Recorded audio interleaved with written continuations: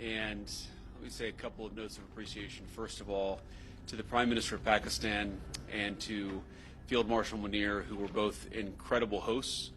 And whatever shortcomings of the negotiation, it wasn't because of the Pakistanis, who did an amazing job and really tried to help us and the Iranians bridge the gap and get to a deal. We have been at it now for 21 hours, and we've had a number of substantive discussions with the Iranians. That's the good news. The bad news is that we have not reached an agreement, and I think that's bad news for Iran much more than it's bad news for the United States of America. So we go back to the United States having not come to an agreement.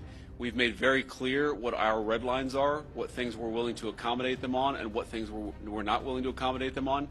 And we've made that as clear as we possibly could, and they have chosen not to accept our terms. Questions?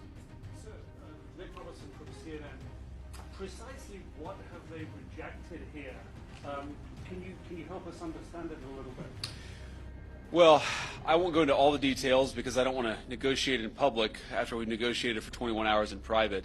But the simple fact is that we need to see an affirmative commitment that they will not seek a nuclear weapon, and they will not seek the tools that would enable them to quickly achieve a nuclear weapon. That is the core goal of the President of the United States, and that's what we've tried to achieve through these negotiations. Again, their nuclear program, such as it is, the enrichment facilities that they had before, they've been destroyed. But the simple question is, do we see a fundamental commitment of will for the Iranians not to develop a nuclear weapon, not just now, not just 2 years from now, but for the long term? We haven't seen that yet. We hope that we will.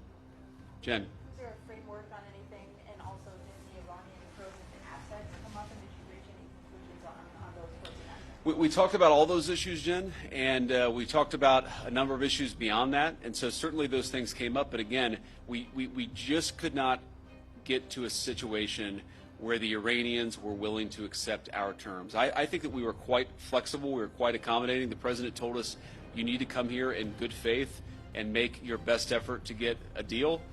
We did that, and unfortunately we weren't able to make any headway. Preston.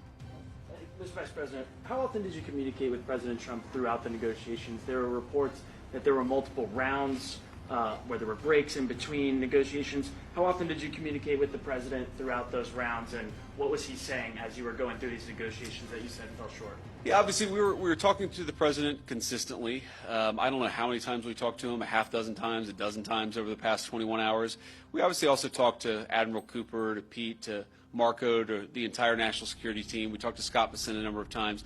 So look, we were constantly in communication with the team because we were negotiating in good faith.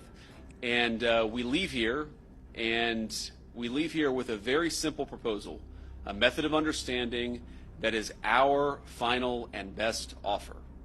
We'll see if the Iranians accept it. Thank you.